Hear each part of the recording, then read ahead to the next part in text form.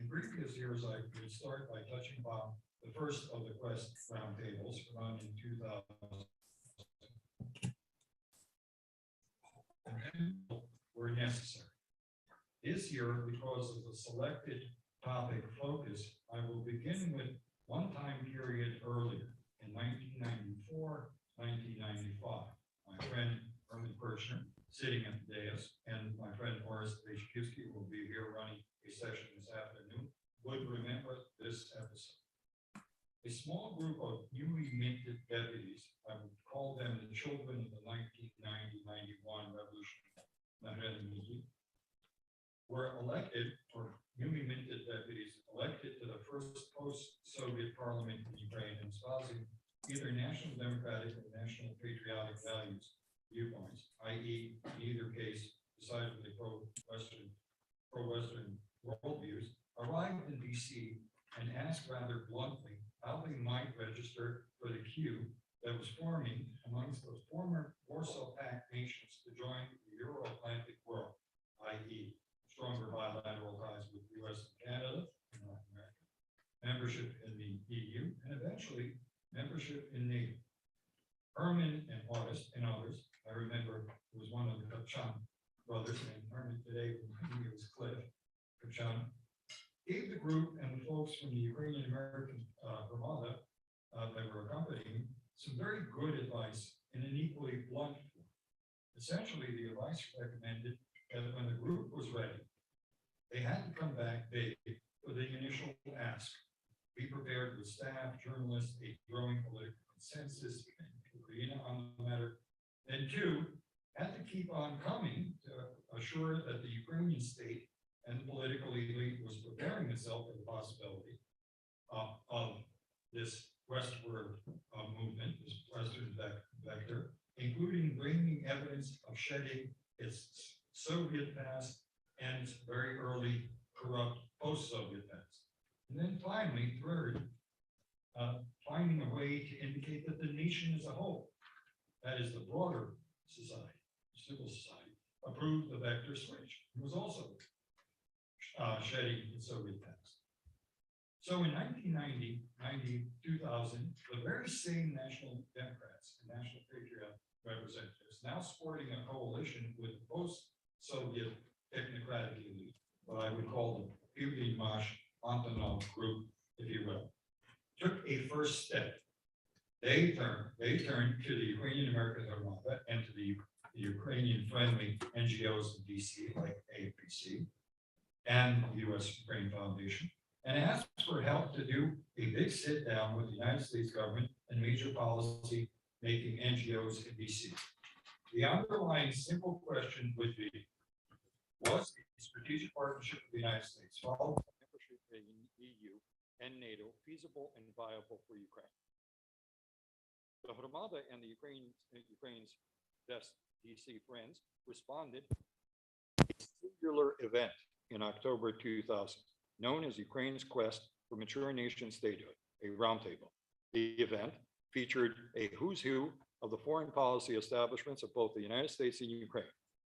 Foreign Minister Brisiuck and the Chief of Staff of the reforming Prime Minister Yasynevych led the Ukrainian delegation, and the iconic DC figures like Big Brzezinski, Paul Wolfowitz, Mitch McConnell, Carl Levin represented the US side in a very bipartisan fashion. The success of the Ukraine Quest Roundtable was strong enough to prompt a call for a repeat gathering in 2001, taking measure of the US-Ukrainian strategic partnership, and again in 2002, Ukraine and the transatlantic vision. Both proved equally successful in relating and portraying Ukraine's westward-looking ambitions. That track record in turn prompted the creation of a Quest Roundtable series as an annual event that would perform the second task that had been recommended back in 94 and 95, to monitor the progress, if any, that the Ukrainian state and its political elites were making in the political, security, economic, social, and cultural matters that would allow it to become a paid-up member of the Euro-Atlantic community. From 2003 to 2020, a series of 18 more roundtables were held. The monitoring process had high points, the aftermath of the Orange Revolution and the aftermath of the Euromaidan, and it had its low points, Kuchma-gate, Kuchua-gate, the Yanukovych years, when incidentally the monitoring was more about checking for regress that at times seemed irreparable and hopeless. But by 2019, 2020, it was clear that the Ukrainian state and the elite, the Ukrainian elite, was embracing the fulsome charge West. Heck, a constitutional majority had enshrined EU and NATO membership in the very foundation stone law of the land, in the Constitution. As a result, in 2021, the Roundtable organizers turned to fulfilling the third 1994-95 recommendation, highlighting the extent to which the Ukrainian nation, after its revolutions of 91, 2004, and 13, those three great Maidans, was ready for the status of mature nation statehood, i.e., advanced democracy with a promising high-tech driven economy, willing to live within its own skin, i.e., with its own territory, at peace with its various neighbors, and tolerant to the diversity in its own midst, and therefore was ready for a merited place in the Euro-Atlantic world. To do so, they launched the National Identity sub-series, the trilogy that we had last year, this year, and will have next year. Now, while last year's forum, and I'll end with that, while last year's forum indicated that the Ukrainsky Narod was well on its way to the described promised land, apparently Putin took note of the phenomenon as well. And that is when the proverbial shoe dropped. First, Vlad declared a memory war. He went back to a playbook that he thought served him well in 2008 at the Bucharest summit. Well, George, actually, Ukraine is not really a nation. He personally penned a 5,000 word screed that charged that Ukraine was everything: a Polish problem, Turkish problem, German problem, Lenin's makeup, makeup by Lenin, makeup by NATO, except what it really was, which is namely Ukraine. He raved that Ukraine's place was indomitably within the sphere of the Ruski Mir and would remain that way or else. When both Ukraine and the world shrugged last year, Vlad went to actual war, rather either by in one last effort to spike the process, either by having Ukraine denounce its centuries-old past and its Euro-Atlantic future for the sake of peace, or by having the West do it for Ukraine with a set of escalate, de-escalate scares as initiative. So here we are this year to revisit the same issue, but now in the context of the mentioned two wars. The big question is, does the Ukrainian nation look like it has changed its mind about who it is? Has the war made the national identity weaker or stronger, or more brittle or less brittle? And the folks that we've assembled, and we will hear from this morning and this afternoon, are in fact going to try to answer that question. They are, as always, of first rank. And so we should listen very carefully. And with that, I simply want to say there are only 4 rules of the game. And the first rule is that the moderators get 5 to 6 minutes and a right to first question, first comment. The panelists in the discussion groups each get 15 to 18 minutes. The highlight session discussants or presenters get 18 to 20 minutes. And then I would ask for, in terms of the audience, I would ask for the moderators to know that there can be 1 or 2 rounds. You net the questions from the audience, and Andrew or Andriy will be reading some of the questions from Facebook and from Zoom as well. And those question answers should last for about 15 to 20 minutes. With that said, we're asking also for comments to be kept to, or questions to be kept to 30 seconds to 45 seconds. And that's it. Now with that, as always, we always ask someone from the embassy a senior member of the embassy to give us the word of welcome. And be honest, at this point, I'm very proud of who I have to introduce. Yaroslav Brisiuck, like one of his predecessors, Mr. Pristaiko, is one of those wonderful veteran silent diplomats that does an enormous amount of work. And I'm just very happy that he's been with us nearly 10 years to do the work he does. Pan Brisiuck, the floor is yours.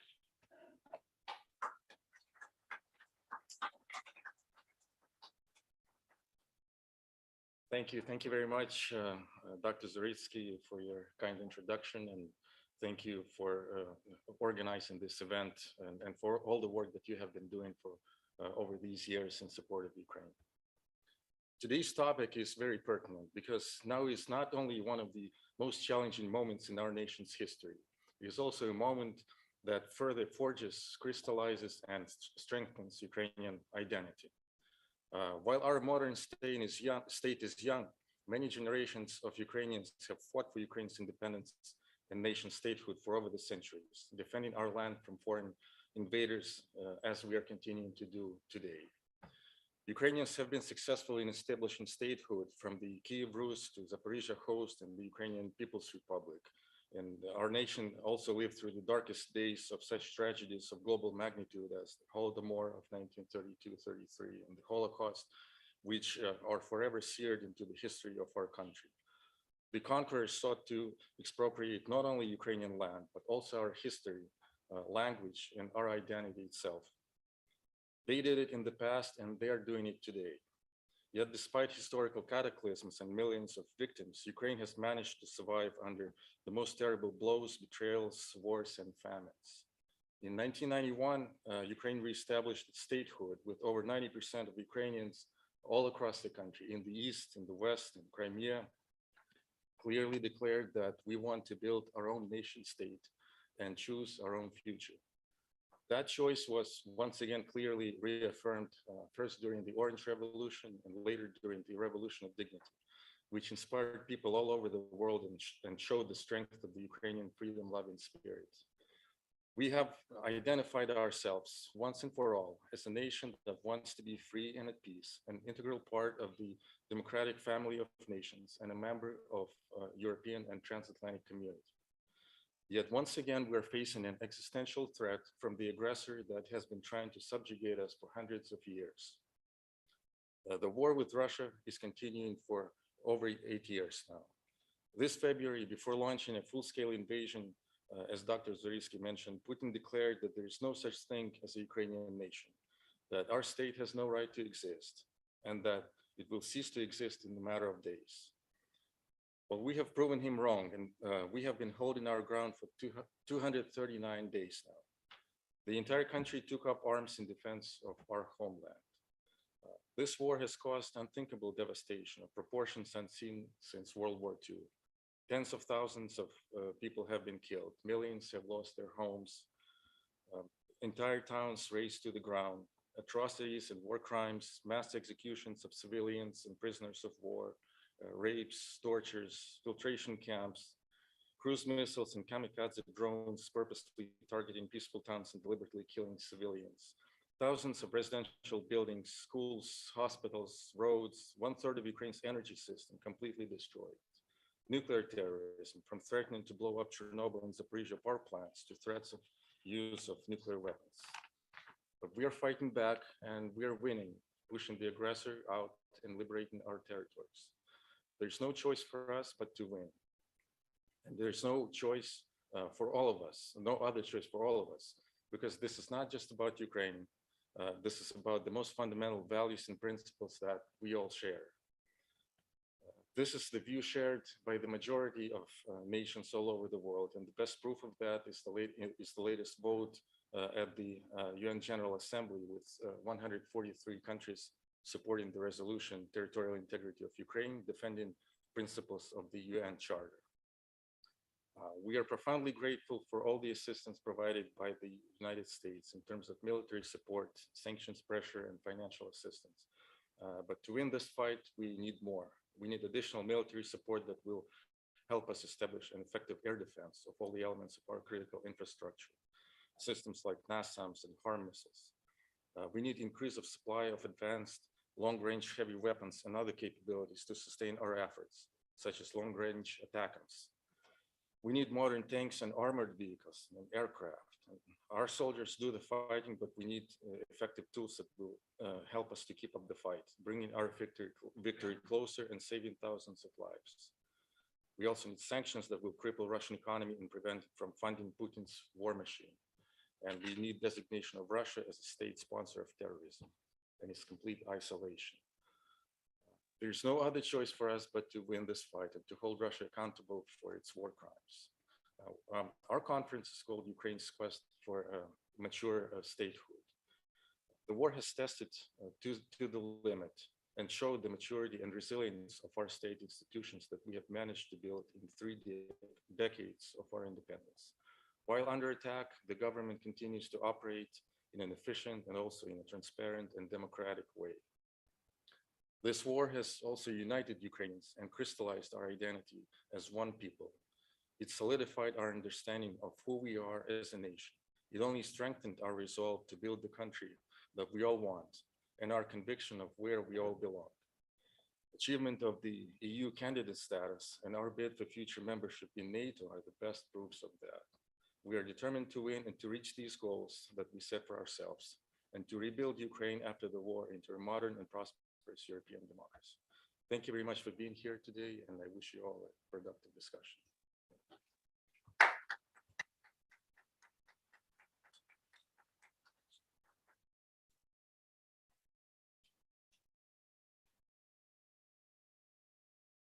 Thank you very much for your time, Mr. Brisiuck.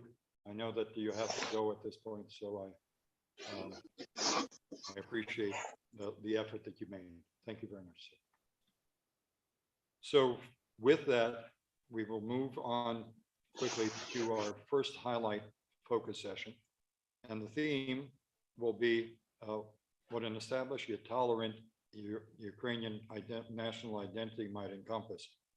Contemplating a secure place for Ukraine in the Euro-Atlantic community, and it would be from a Ukrainian perspective. Herman, I will have you take the chair at this point, and I'm hoping, Andrew, that we have Andriy Levus on. Yes. Yeah.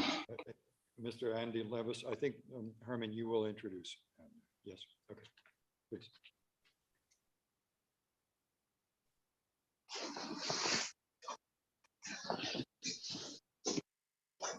Thank you, Walter. It's always a pleasure to be with you, and has always been a pleasure to be with you over the many years we've worked together. I think in 30 years almost. So it's and to see the progress Ukraine has made. It's been striking to me as I'm in other parts of the world and talking to people from other countries. Ситуаціях іншими країнами. That Ukraine has developed in all countries of the world, and the fact that other countries of the world understand their own fate is influenced profoundly by what happens in Ukraine. I was in South Korea just a couple months ago. You know, if I was in South Korea 5 years ago, Ukraine's name would not come up. Now it was almost the first thing mentioned in meetings, and we were with the defense minister, the head of the ruling party, and so forth. Why? Because they understand, should Russia manage to prevail, the hawks would be strengthened in Beijing and in North Korea. And to the extent that nuclear blackmail is successful, it would only mean there would be more nuclear blackmail, not just by Russia and other states. So the stakes are big. To tweet a little bit a famous Churchill formulation, Ukraine fights by itself alone, but Ukraine does not fight for itself alone. I think that's understood, and I think that's why the Ukrainian successes and bravery and perseverance are winning it friends that are staying with it now and helping it in its fight. Now, I'm of the opinion, I think as probably most people in the room, that peace does not come as long as Putin is in power. Putin cannot remain in power if Ukraine takes back its southern territory, which is why he's gambling so much in so many ways. We did a study at the American Foreign Policy Council some years ago of 120 post-World War II dictatorships of 10 million people or more, and what happened to those dictators. 42% were ousted by coups and 20% by assassination. This is the likely end for Putin. Dictators were ousted for reasons of ambition of others in the elites of different countries, but especially they were vulnerable when they began to make big mistakes. And who has been making bigger mistakes than Putin? NATO is now unified and stronger. It's better funded. It's expanded. The economic monopoly or great economic influence Russia had in Western Europe is now gone and will be gone for a long time, and with it, the political influence.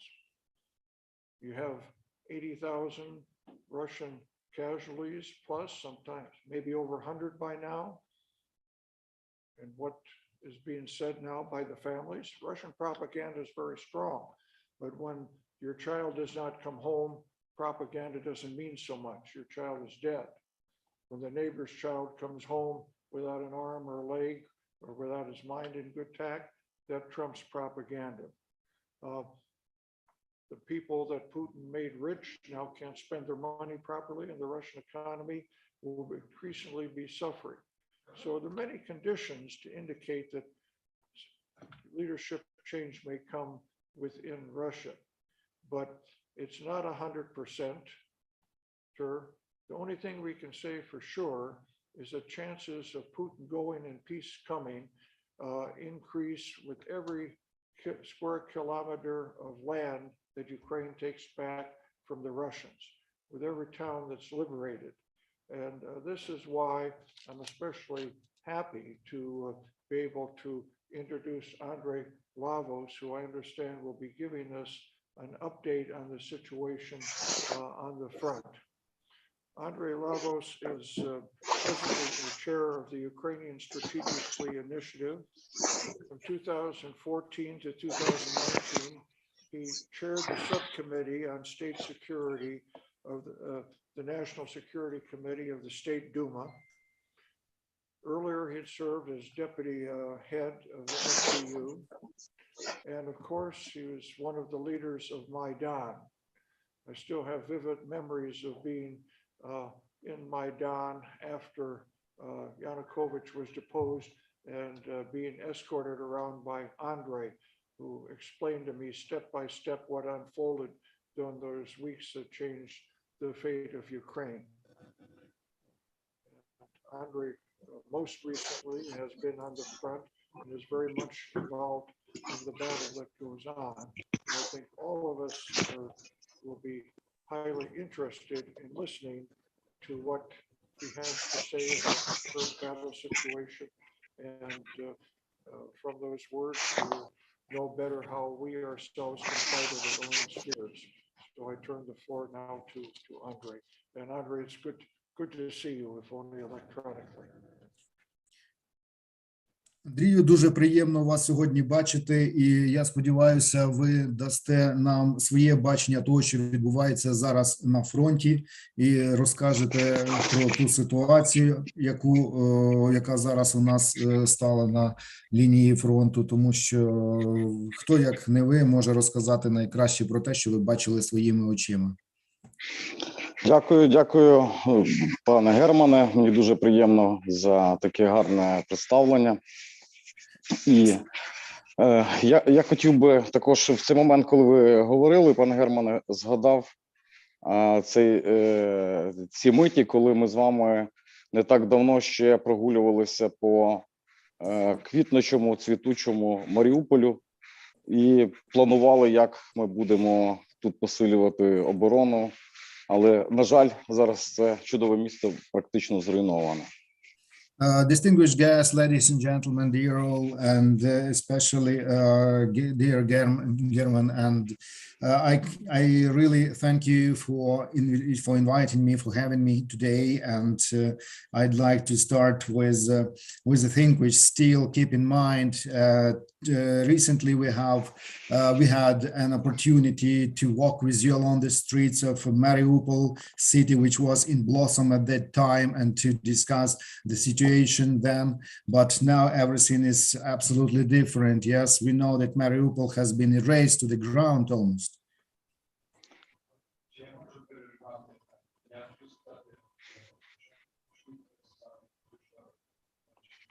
Не чутно.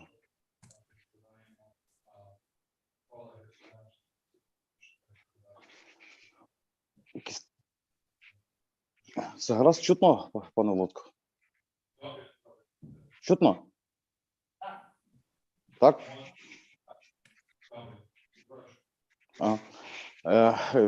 Дякую також пану Заryckyjому і за всі ці конференції. І дуже характерно, що саме такі історичні миті якраз відбуваються ці засідання. Я вже це давно підмітив, що пана Вальтера Володимира є дуже добре таке чуття, коли треба проводити ці заходи, хоча вони в нього і планові. Thank you, Mr. Zaryckyj, for all those events which you organized and which you are holding, as well as Volodymyr. And these are historic events. And thank you very much again for organizing them. And you have a special feeling about the time to launch such events. Зараз якраз Україна, наша війна знаходиться в такому переломному моменті, коли нависла така драматична, можна сказати, пауза і стратегічна невизначеність те, що зараз відбудеться, тому що Росія зараз демонструє якусь велику спеціальну, напевно, що комбінацію, спеціальну операцію пов'язану із Херсоном. Також є і такі недобрі новини про те, що ракетні обстріли будуть тільки посилюватись, і ми бачимо, як стає все неспокійніше і на північних кордонах, тобто неподалік від Києва. And I would like to say about the situation on the ground. So war is at turning point, and despite the fact that we can observe something which we can also call like operational pause, we see that there is a strategic ambiguity which we can observe these days. So Russians definitely have something in mind. They have plans for something bad, and we can see that in with the example of the situation in Kherson, this Kherson region, when we can observe rocket and artillery barrages almost on daily basis, and the situation in the north, in the vicinity of Kyiv, is not very good also. От і якраз саме ці такі історичні моменти, звичайно, можна сказати, для чого говорити про НАТО, для чого говорити про євроатлантичні перспективи і планувати якісь реформи, тому що завжди можна сказати, що йде війна і не на часі говорити про зміни. Well, mentioning historic moments, I can assume that some people can say that NATO aspirations are not topical issues for these days, and maybe we can postpone even reforms because we have war at hands, but definitely it is not like that. It shouldn't be like that. Але це було би неправильно завжди відходити від цих тем, тому що завжди може знайтися якась суперактуальна тема, яка не дасть нам говорити про серйозні кроки до євроатлантичної співдружності. Well, it's always like that when some super hot discussion points can emerge and they can distract us from our NATO aspirations, but it shouldn't be like that. We still have to follow the way of joining the NATO in the foreseeable future. Справа в тому, що українська армія, українська система безпеки і оборони все одно вимушено змінюється в кращий бік під час всієї цього широкомасштабного вторгнення. Тобто сама війна підказує нам, що необхідно змінюватися і необхідно реформуватися. And even Ukrainian armed forces, as well as the whole system of defense and security, is currently undergoing changes, and these changes are for the better, because during the period of all-out invasion, and especially after that, we can see that our army and our security agencies are moving in the right direction, because war itself prompts us with the ways which we have to follow in order to become better, in order to reform ourselves. І завдяки і озброєнням, і системам зв'язку, і Україні довелось, які надали нам наші союзники, і тут велика подяка в першу чергу і Сполученим Штатам Америки, українські збройні сили вимушені також змінюватися вже навіть під цей стиль війни, під ці операційні можливості, які надають наші партнери. Even with the arms and communication devices which we receive from United States and other ally countries, we definitely thank them all, and it gives us together the necessary capability, and it changes the style of war, and these capabilities make us work according to the new standards adopted by NATO countries.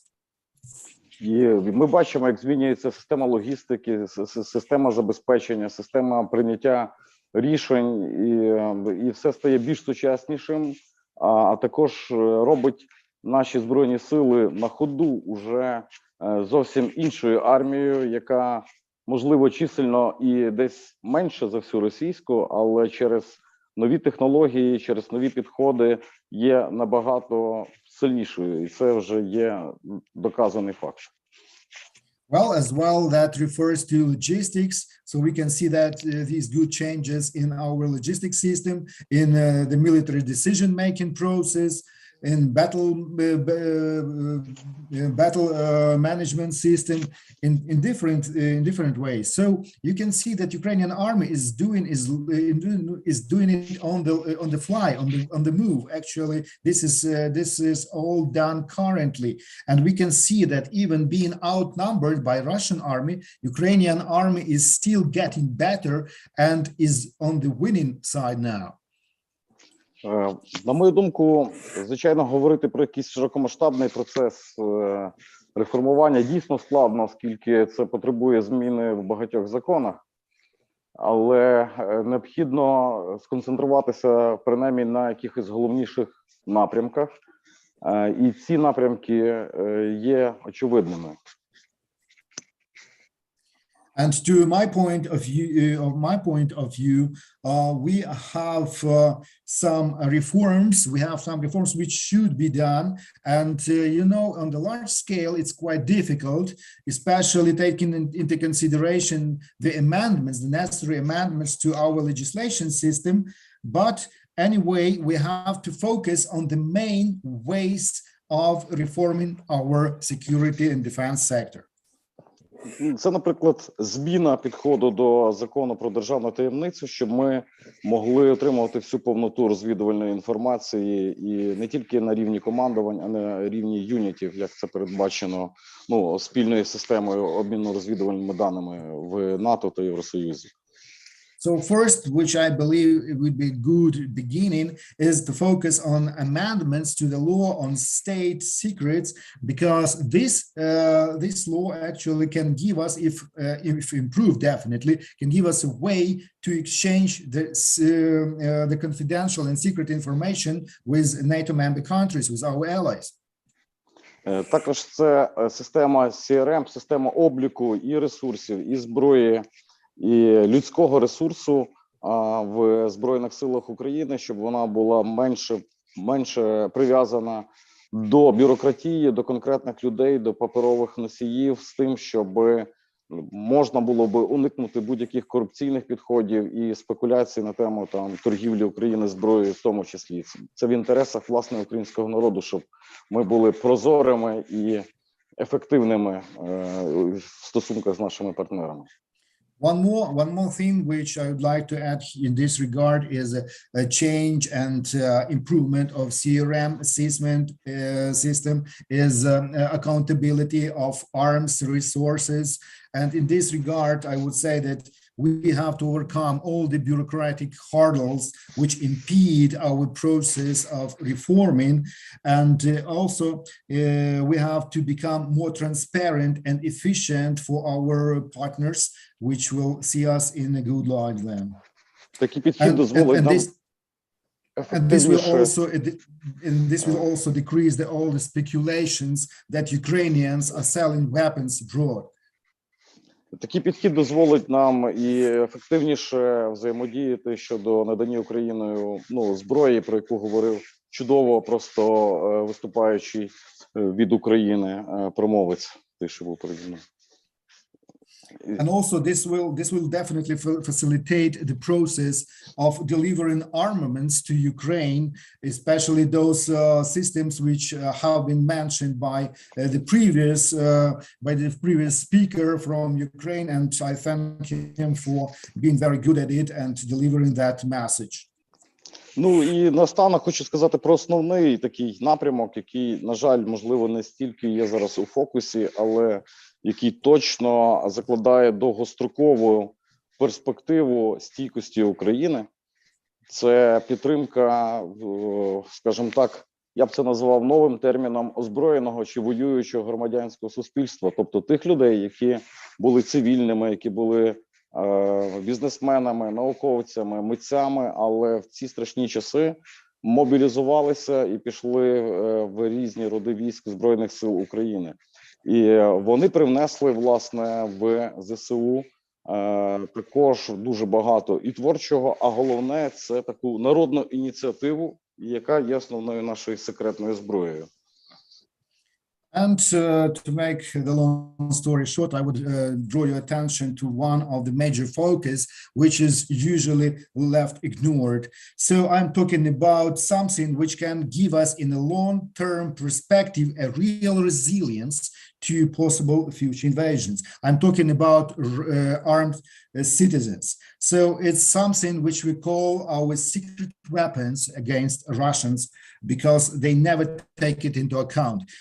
People who actually took up arms at the very first days of all-out invasion, they became a mobilization resource also for the armed forces of Ukraine, for the defense units, and this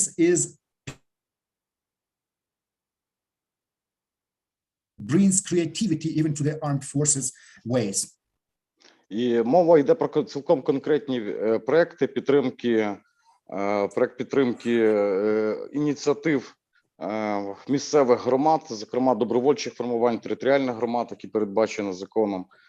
Мова йде також про підтримку мережу національного спротиву, яка координується командуванням Збройних сил України. І мова йде якраз про великою мірою підготовкою до оборони своєї країни цивільного населення, а також посилення стійкості прифронтових територій, які є або звільнених нами територій, які є просто знищеними після окупантів. Це дуже важливі напрямки, і також би хотілося, щоб наша взаємодія і допомога наших партнерів увага була звернута і на ці проекти, тому що, зрештою, головним фактором в цій всій війні є український народ, тому що якщо українці будуть до своєї землі, а вони там будуть, то жоден політик, жоден уряд в світі не змусить нас піддатися окупанту. І тому, власне, інвестиції в самі громади, в самі громадські інституції навіть під час війни є важливою, тому що тоді ця ініціатива народу стає сильнішою, міцнішою, а це означає, що наша оборона буде міцною і дуже-дуже довго і не дасть змогу Росії завалити наші основи нашої державності. Which I'd like to say is support of a project which gives more powers to local communities, which empowers them in terms of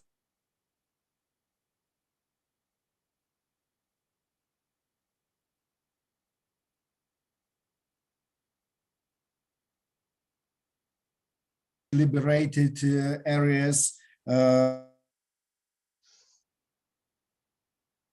which are close to the front, where we have to reinvigorate these local communities, and it will give us a territorial capacity and capability which we need to rebuff all possible Russian invasions. This will definitely empower us as a nation, and in this case, when we have empowered, resilient communities, no government in the world, no politician in the world can make us subdue to the invaders.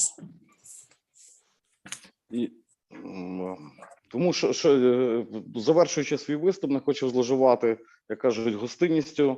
Ще раз хочу подякувати і запевнити вас, що тут, в Україні, з одного боку, в дуже давній державі, але з іншого боку, народжується щось нове, модерне, народжується справжня європейська, євроатлантична нація, нація вільних людей. І я вдячний кожному, хто допомагає нам вистояти в цьому страшному двобої, а б'ємось ми за наші з вами спільні цінності, за свободу, за права і за право бути собою на своїй землі. Це так просто. Ми просто хочемо вижити на своїй землі. І парадоксально, що це можна назвати якось нацизмом. Мені здається, що це мінімально, що хочуть українці.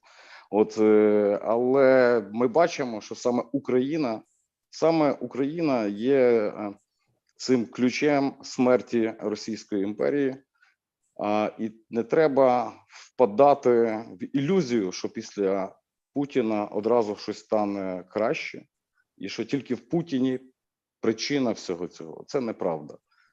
Треба думати глибше, читати історію і зрозуміти, що поки ця шовіністична, імперіалістична споруда кремлівська не впаде, поки ми не визволимо всі поневолені Москвою народи, доти загроза над Європою, над вільним світом ростиме. Але саме Україна є для цього, щоб зупинити цю навалу і захистити весь вільний світ. Дякую вам. Thank you very much again for inviting me. Excuse me that I took so much of your time, but this is something which I'd like to finish my address.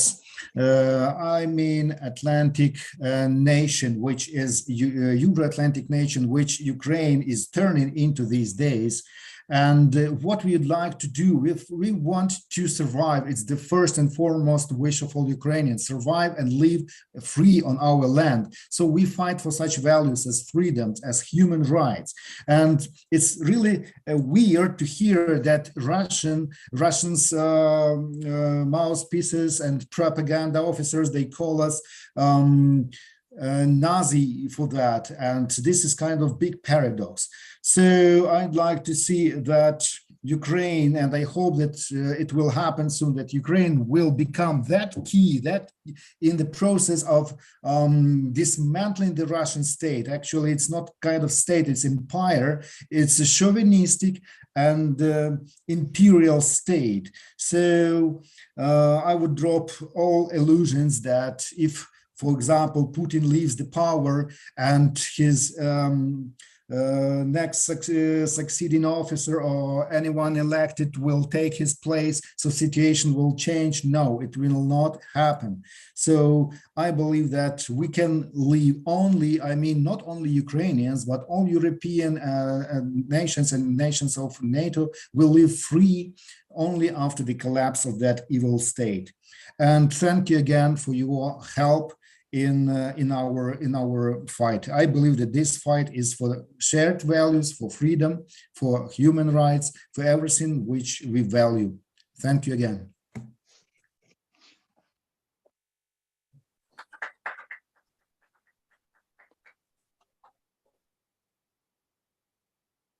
question, and I could even.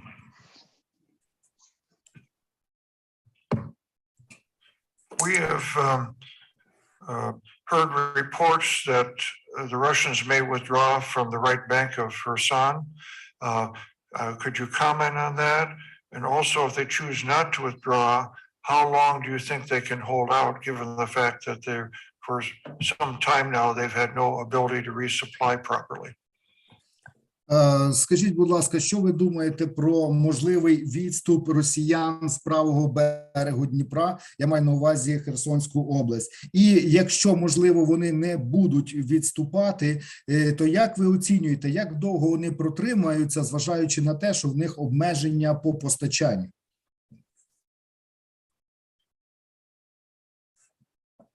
Мікрофон.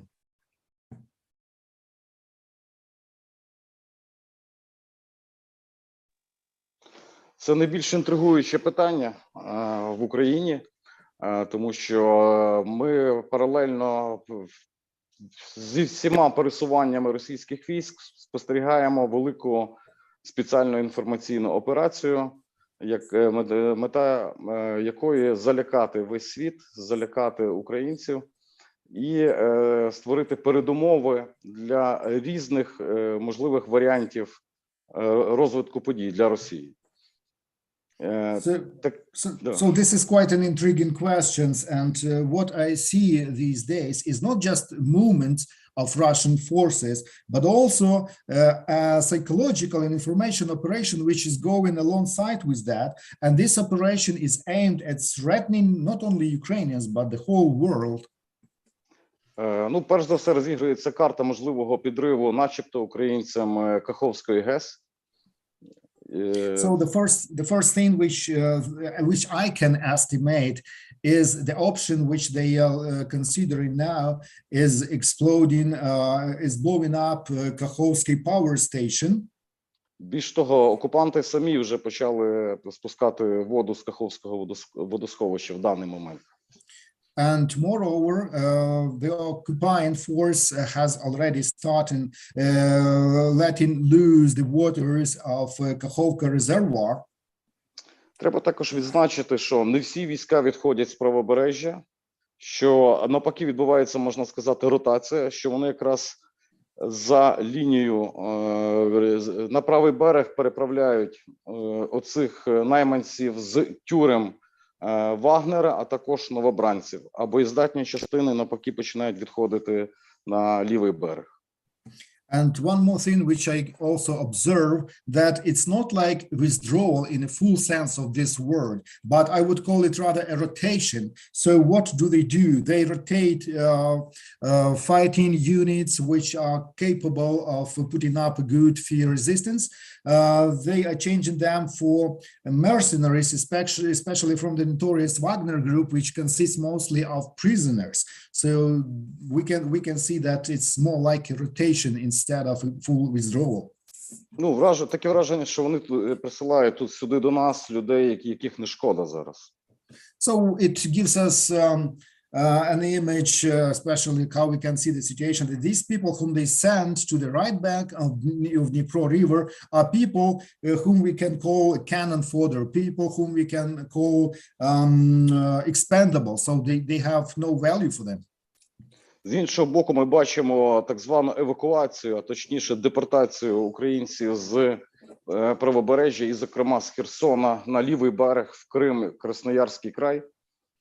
And one more thing which we see these days is evacuation, but actually it's more, I would call it not just evacuation, but deportation of Ukrainians to the left bank, to Crimea, to other oblasts, Bryansk Oblast of Russia. І одна з задач цієї депортації є відхід російських частин, також колаборантів, так званих органів окупаційної влади під прикриттям цивільних, тому що вихід відбувається в переміжку, тобто йдуть цивільні, виходять, і поміж ними виходять деякі військові з'єднання і високопоставлені офіцери, що не дає змоги нам, скажімо так, здійснювати їхню ліквідацію. And why do I call it deportation? Because they conduct it in a way of putting those people among the military units. So when they are withdrawing, they use those poor people as a human shield. So you can see that top brass high commanding officers, they usually take common people from Kherson to go with them, just in order to guarantee that they won't be shelled by Ukrainian armed forces. І я думаю, що Росія боїться втратити Херсон, що Росія може піти на якісь екстраординарні провокаційні дії, як із ГЕС, так і з якимись серйозними ударами по передмістю Херсона, коли побачить, що вона втрачає місто. І Росія не може сказати, що ми робимо черговий жест доброї волі, як було зі Зміїним, і відійти, перегрупуватися, як вони люблять казати, тобто втекти, так? Бо це буде крах уже, і так в Росії прям відкритий політичний вже конфлікт відбувається. Тому ми очікуємо різних провокацій. Це можуть бути дуже нестандартні дії. Чи може угрупування на правому березі довго перебувати російське? Відповім так, що може, але недовго, скажімо так. Тому зараз вся увага наша привернута саме туди, і звертаю вашу увагу на те, що якомога пильніше дивіться за ситуацією. Якщо вам потрібна якась буде інформація, будемо чи можемо допомагати, тому що саме зараз можуть відбутися дуже серйозні інформаційні вкиди і навіть катастрофи, зроблені нібито під українським прапором саме на цій ділянці фронту. Тому тут треба особлива увага міжнародної спільноти, щоб вкотре впіймати Росію за рукава. Losing Kherson is not an option for Russian Federation. They can do a lot of bad things, like blowing up power plants, like shelling the suburbs of Kherson. And if we talk about withdrawal, so they can, again, for their own people, they can present it in a way like they made a goodwill gesture or regrouping. This is the word which they use for actually escaping. But the collapse is inevitable, and we can see that they have really bad political situation concerning the possible lose of Kherson. But this actually makes us looking for possible provocations, which we expect in this regard. And answering your question, how long they're going to stay there? Well, they can stay there, but not for long. And I would draw your attention to that situation, and I address here the whole world community. Please follow it as closely as possible, because usually what they do, they make a provocation and they accompany it with information bombshells, like informational campaigns, which accompany such provocations. And again, I ask you to be to have a very close eye and look at it precisely, because it can start with something which we know as a false flag operation. And I would ask international community to follow that situation closely. And thank you very much. And if that happens, we can catch Russia red-handed. Thank you very much. I'm going to hand it over back to Herman. Herman, I think you've got it? Okay. Andriy Levus and the wonderful interpreter, we actually, it was a wonderful interpretation of Andriy. Andriy, we thank you very much. And I just also, Herman, I wanted to thank you very much, because I know that you've got a trip right out. You're a very good friend. And for the last 30 years, you and I have been on this journey. And it's, and I can, this is, in your honor, a lot of this is happening because you've been at the forefront of all this work. So thank you again, Herman. Andriy, thank you very much for your time. Thank you. And Godspeed, because I know you're in a dangerous place and you're doing enormously important work for us. Okay, thanks. Дякую. Слава Україні. Дякую. Glory to Ukraine. With that, I'd like to be able to move, Herman, thank you very much again. With that, I'd like to move to our next session, and that is actually the first of the roundtable panel discussions. It's called Working to Frame a Common Sense of the Past and the Present. It's merging of the eras into a coherent whole. And I'd like to be able to ask the moderator, Mr. Adrian Karmazyn, and the panelists, Dr. Mykola Posivnych, Professor Paul Robert Magosci, and Pani Yaryna Yaroslav, to please step up to the dais for the first session.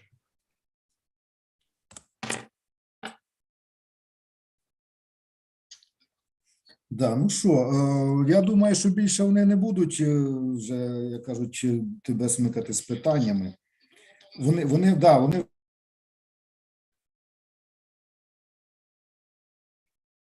I would actually also ask for everyone who does need, we do have a translator, a very good interpreter on the premises. That was a mistake, and I didn't think they understood that we didn't need it. We do synchronous translation. So please, if you need devices, please get them. Now, Adrian, I'm handing it over to you because and this first panel, as you've noticed, the suggested topics and so on. But I also wanted to thank you for having made the effort, because the years that you've done at the Voice of America and the information that you were able to pass to all of us during those years, man, was invaluable. So again, I hope that this panel will do us all justice here. Thank you, sir.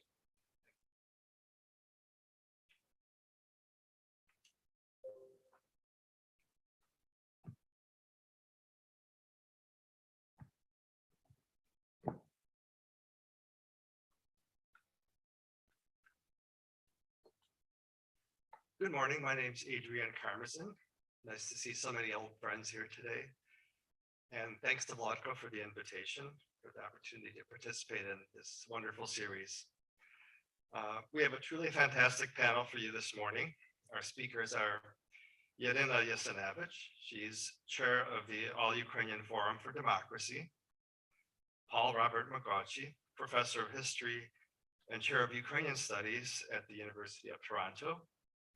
And Mykola Posivnych, a senior research fellow at the Academy of Sciences of Ukraine. And in the interest of saving time, you can take a look at their more extensive bios in the program. The title of our discussion is Working to Frame a Common Sense of the Past and Present. With Russian leaders justifying their barbaric war against Ukraine by claiming that Ukrainians have no history or identity of their own, today's discussion could not be more important. Last year, during the fall semester, I had the privilege of being in Ukraine for 4 months as a Fulbright scholar, teaching at the Institute of Journalism of Taras Shevchenko National University in Kyiv. And although it's anecdotal evidence, in my conversations with dozens and dozens of Ukrainians, students, educators, journalists, activists, and business people, it was quite clear that Ukrainians already subscribe to a common story or narrative about their history and society. They view themselves as an ancient nation with a long struggle for independence that in 1991 freed itself from brutal Russian colonialism. And they were proud of all they had accomplished in the past 30 years of independence, making great strides in building a democratic, entrepreneurial, creative, inclusive, modern, highly educated European country with a unique and vibrant culture and with a dynamic civil society as a driver of reforms and social cohesion. The Ukrainians I engaged with had nothing but scorn for Russia's authoritarian repressive system. So it comes as no surprise how fiercely and fearlessly Ukrainians have been repelling Russia's invasion. There is no way they are going back into that evil empire that is hell-bent on destroying their identity.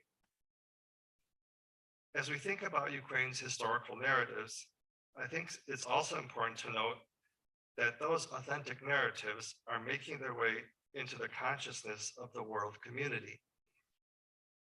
Russia's invasion has made it possible for Ukraine's narratives to achieve a global breakthrough. Due to comprehensive, sympathetic media coverage of Ukraine's battle against the invader, hundreds of millions of people all around the world have now been introduced to Ukrainians and their history, culture, and spirit of freedom, resilience, and democracy. I'd like to turn now to our experts to share their take on how Ukrainians are working or can work to frame a common understanding of the past and present. Starting off will be Yaryna Yasynevych. Yaryna will talk about the opening of the KGB archives in Ukraine and how this set loose a surge of interest in history, including discussions that changed public perceptions of many events and issues, like the Holodomor, World War II, and the Ukrainian insurgent army. Pani Yaryna, you can choose to speak either here or at your desk. Thank you.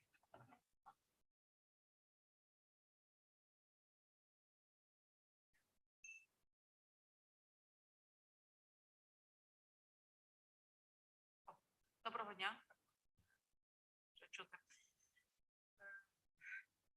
Я буду говорити про те, як маленька реформа дала можливість українцям подолати травму і також об'єднати суспільство обличчям агресії. Гаслом Національного архіву Сполучених Штатів є «Демократія починається тут». Ця фраза стала натхненням і для нас, і ми побачили, як відкриття архівів колишніх радянських спецслужб змінило демократичні трансформації в Україні, їх зміцнило і допомогло українцям знайти порозуміння між собою. Дякую за високу нагоду виступити і поділитися досвідом зі стратегічних комунікацій важких тем української історії, зі сфери, до якої залучена вже близько 20 років. Впродовж багатьох років в Україні тема історії, коли вона вичерпала свій сплеск зацікавлення на рубежі незалежності, фактично залишалась на околицях суспільних дискусій. І найприкріше, що в якийсь момент виявилося, що вичерпався і потенціал сторітелінгу з історії. Ми бачили, що джерелами залишаються спогади, записані через 30, 40, 50 років після подій, але потребували більш надійних джерел, а архівні документи залишалися недоступними ані громадянам, ані переважній більшості фахівців. Сьогодні будь-яка людина може звернутися до Українського архіву КГБ і попросити і отримати доступ. Для цього потрібен лише паспорт будь-якої країни, і звернення можна подати електронно. Це відповідний закон було прийнято 9 квітня 2015 року. Найцікавіше, що це переважно працює і зараз, в часи війни, окрім відповідно тих архівів, які не можуть працювати взагалі. Ця реформа зайняла в Україні 24 роки, в нашої команди це зайняло 10 років зусиль. Весь цей час російська пропаганда не зупиняла своїх зусиль і утримувала в Україні свій власний наратив. В професійній спільноті, навіть в професійній спільноті, йшлося про те, що документів про УПА практично немає, і їх не збереглося, про те, що документи про Голодомор були знищені большевиками вже давно. І час до часу оприлюднювалися зусиллями росіян з їхніх архівів якісь відомості про злочини бандерівців. Час до часу якісь колекціонери витягували документи, причому це були переважно ті, що відкопані з-під землі, з повстанських бідонів. Вони закопували документи в таких молочних металевих бідонах, і доволі багато з того збереглося. Ставлення українців до українського визвольного руху і до комуністичного минулого було сформоване на підставі незнання. І так як ми покладали амбітну ціль змінити це ставлення, нам потрібен був доступ до архівів. Аж 2005 року, після помаранчевої революції, Україна взяла курс на демократичні зміни. Гуманітарну сферу, як завжди, залишили трошки так на пізніше, до кращих часів. І навіть незважаючи на те, що у 2005 році був створений Український інститут національної пам'яті і почалась масштабна кампанія урядова про визнання Голодомору, доступ до документів надалі залишався дозованим. Аж у 2008 році, завдяки позиції персонально президента Віктора Ющенка, з'явилась можливість почати розсекречення. І з січня 2009 року документи КГБ вперше стали доступні людям. Тисячі людей так спочатку обережно, потім все сміливіше, бо ж написати листа в СБУ, яке було КГБ, це ж який був виклик. Все-таки почали шукати інформацію про своїх родичів. І те, що ми побачили за неповні 2 роки, перше побачили, який масштаб інформації є збережений в Україні, а друге, наскільки великий є рівень зацікавленості людей щодо того, щоб знайти, що ж відбувалося з їхніми родинами. І попри волання Росії, як кажуть, у нас кожної праски, тобто це реально були дискусії на медіа, дуже голосні про те, що відбудеться громадянська катастрофа, прийдуть різати сусідів, коли щось дізнаються, цього не відбулося. Людей цікавила реальна історія, а не помста. Наскільки тема доступу до архівів КГБ була важлива для Росії, стало помітно з приходом до влади Віктора Януковича, президента. Його другим указом було фактично рішення про закриття архівів. І зразу після того Служба безпеки України почала кримінальне переслідування за розсекречення державної таємниці історика Руслана Забілого, в зв'язку з тим, що в нього виявили, його схопили, 14 людей його схопили, потім допитували довго і виявили в нього в комп'ютері документи про Голодомор і про УПА. Йому загрожувало від 5 до 7 років тюремного в'язнення. Їхня мета була залякати, і, в принципі, вони були досить до неї близькі. Це переслідування змусило нас почати кампанію за право на правду, ми це так назвали, доступ до інформації архівів, за право знати минуле своєї країни. Ми виявилися дуже суголосні і тісно співпрацювали з журналістським рухом того часу «Стоп-цензурі», він був досить відомий. І прикметно, що цей рух «Стоп-цензурі» почався з того, що на найрейтингові, що ми на той час телеканалі 1+1 зняли з ефіру сюжет про Голодомор, який знімав Мирослав Откович, журналіст. Він обурився публічно, звільнився в зв'язку з цією позицією незгодою і започаткував цей рух «Стоп-цензурі».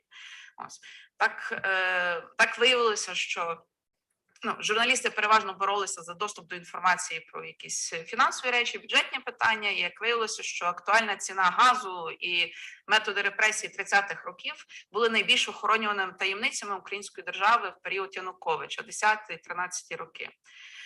І таким був пакет вимог Росії до України. Платіть багато, згадуйте мало. Він, в принципі, залишається таким і зараз, тільки ставки підняті.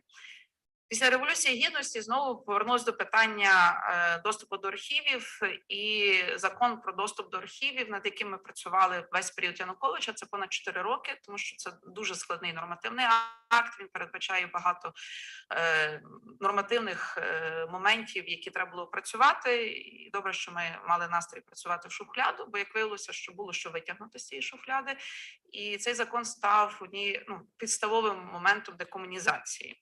І спричинив нову хвилю не просто зацікавлення історії родин, а національної дискусії про переосмислення наших поглядів на минуле.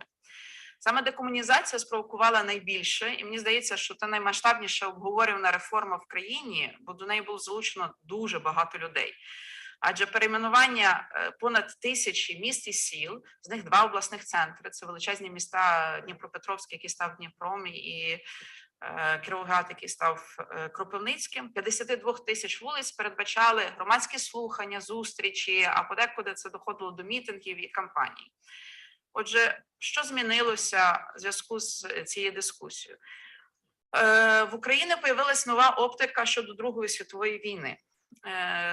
не просто візуально впроваджено новий символ пам'яті, це червоний мак, який загальноєвропейський, загальносвітовий вшанування Другої світової війни, а також і питомо український.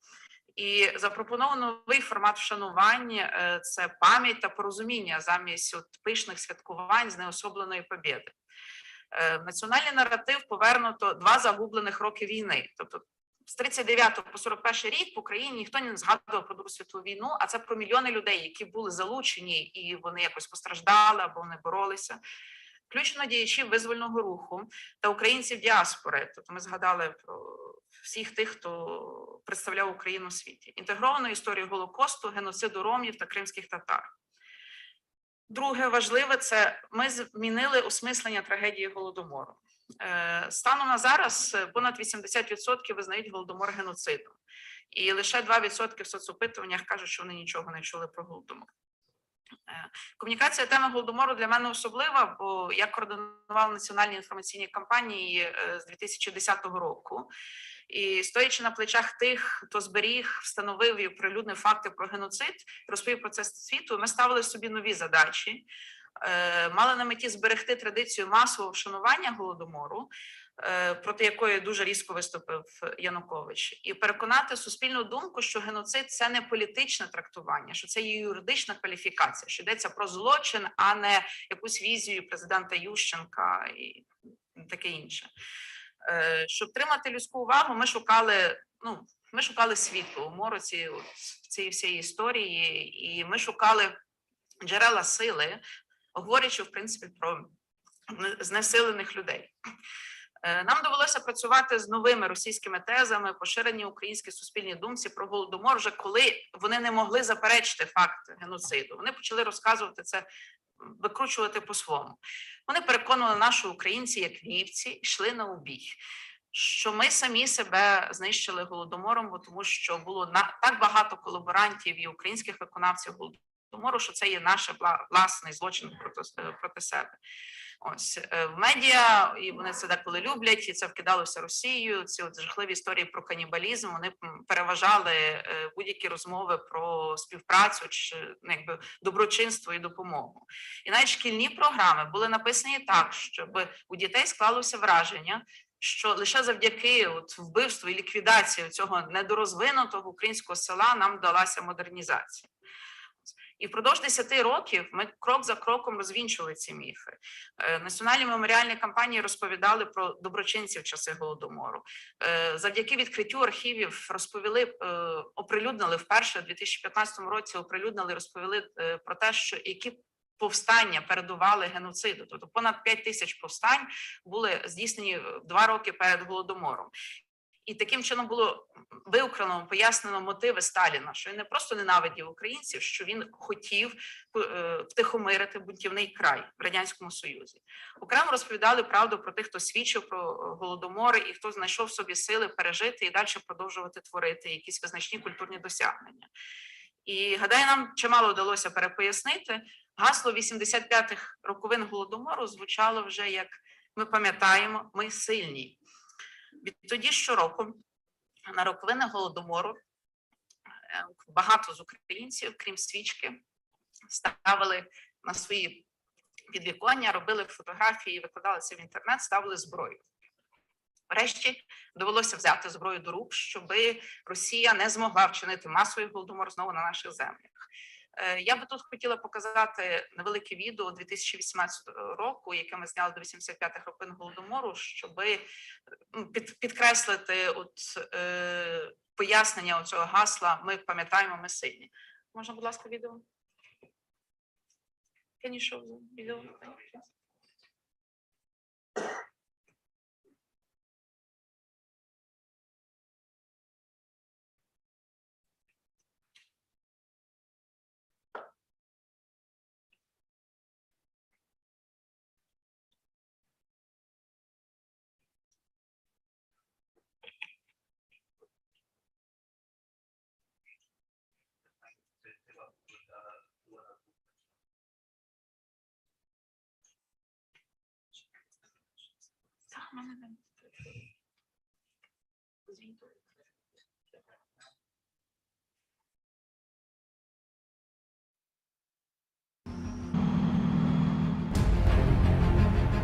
Я Грім.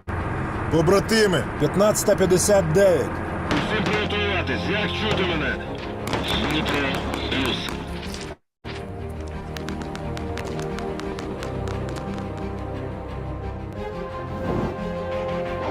Грім, я Вітер. Я зрозумів. Я Вітер Старт. Готові. Грім, я Гроза. Чую вас добре. Пане полковнику. Увага! Починаємо.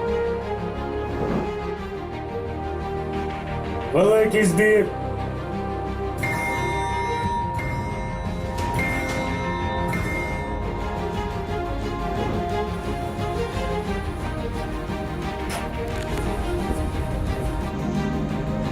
Десять. 9. 8, 7, 6, 5, 4, 3, 2.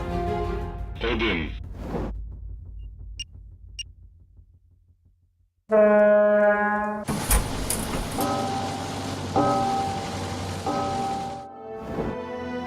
Свічка, починаю.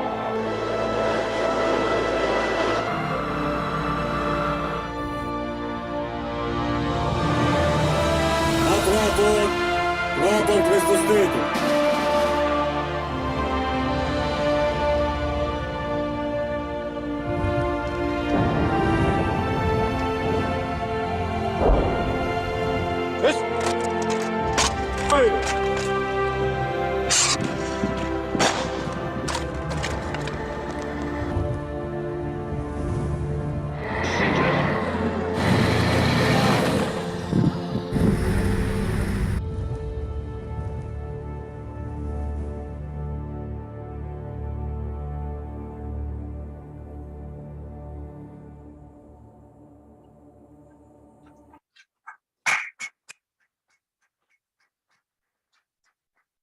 Дякую. І це відео ще має такий симптоматичний, там, де ця частина на кораблі, коли морські піхотинці вшановують Голодомор.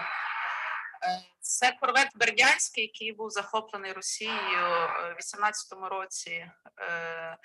І хлопців взято в полон, і це ще 18-й рік, буквально через 2 тижні, через 3 після оприлюднення відео до роковин Голодомору, і вони не здалися, вони дуже гідно поводилися в полоні, і це для нас було дуже так щемко розуміти, в яких часи історичні ми живемо зараз.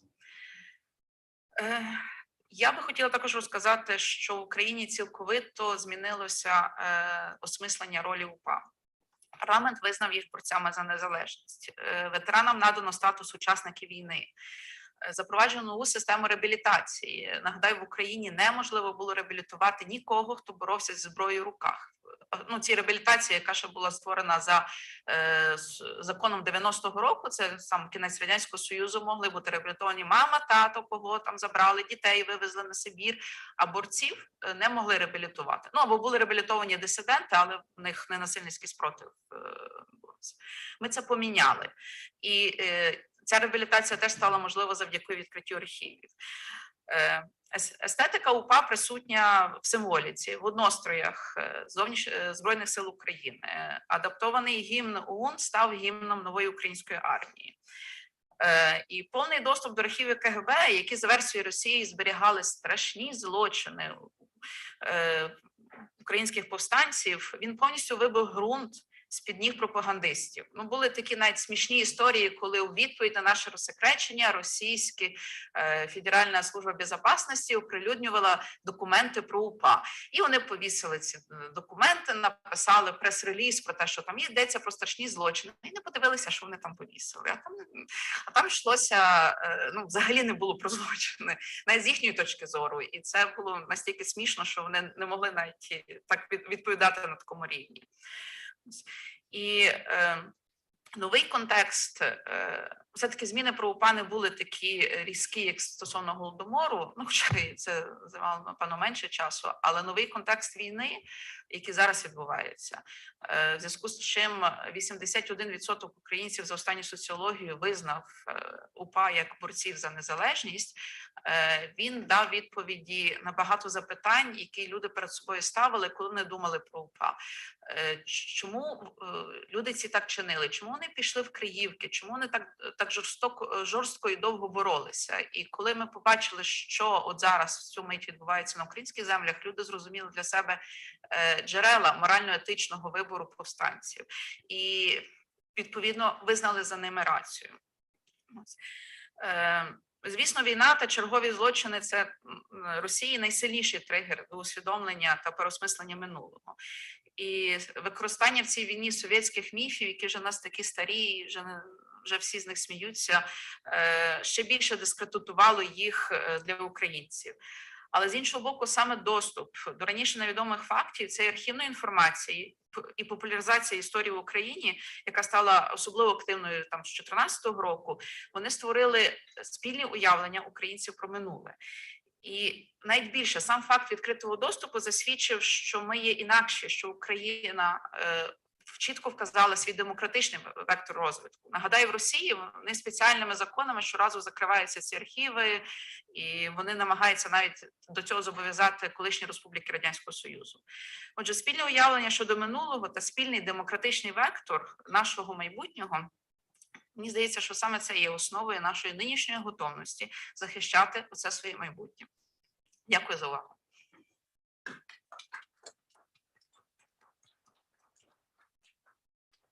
Thank you very much, Yaryna, for your enlightening presentation about how important the opening up of the Ukrainian KGB archives in Ukraine was to the process of building new frameworks for developing a common understanding of history in Ukraine.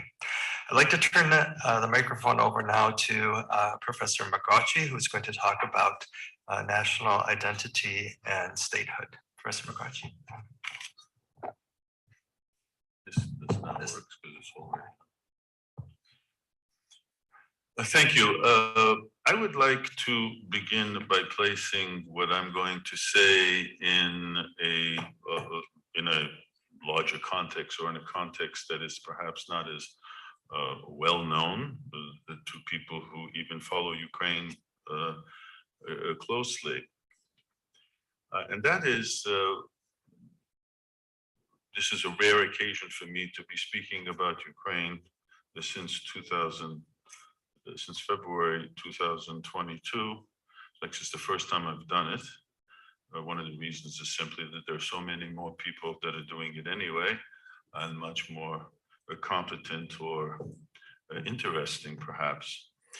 But there's been activity behind the scenes, so to speak. And among those activities behind the scenes was the year 2018, when the government of Ukraine took out a lawsuit against the Russian Federation at the International Court of Justice in The Hague. The first step of that was to apply for acceptance to the court, which was accepted. And the lawsuit in 2018 was for dealing with Crimea and the occupation and annexation of Crimea.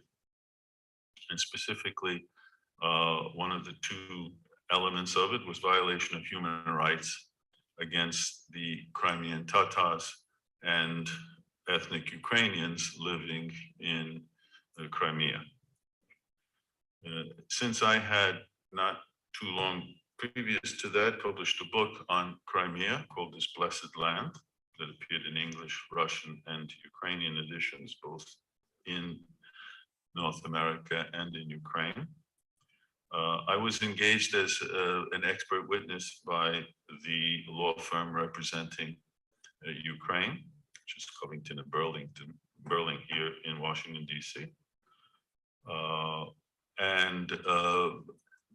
Part of my work was to prepare this expert report on the status of Crimean Tatars and ethnic Ukrainians, their historical context and what it's been done to them since 2014. That was submitted to the court. The Russian Federation prepared its response, as is the manner in which they do these things. That response came in 2021. Not surprisingly, one would perhaps think that my report prepared by myself, which was about 45 pages, was the Russian response was a 100-page response by the Academy, 5 authors of the Russian Academy of Ethnology. That's fine. And then Ukraine had the last opportunity to make its final submission before the hearing at the court. And in April of this year, they made the final submission, but they asked me to do a second expert report. But the second expert report was not to be dealing specifically with Crimea, because that was already done, but to be dealing with a response to the Russian criticism of the first report. And that had to do with the standard litany of the Russian Federation that Ukraine is an artificial state, as if no state in the world is artificial. An artificial state just created sometime in the 20th century by the Soviets. So that was that standard line that I'm sure you all know about. And the other standard line had to do is, well, what is a Ukrainian? I mean, we have all of these people that identify themselves as Ukrainian, but this is just kind of a nominal thing. Most of them speak Russian anyway, et cetera, et cetera. And so for the court, one needed an explanation of these matters. And so that was the subject, that is the heritage of Ukrainian statehood on the one hand, and what is a Ukrainian? After I had done this report, a colleague of mine who had read it in Canada, who is actually sitting in this room, thought that this was something important in the context of the information war.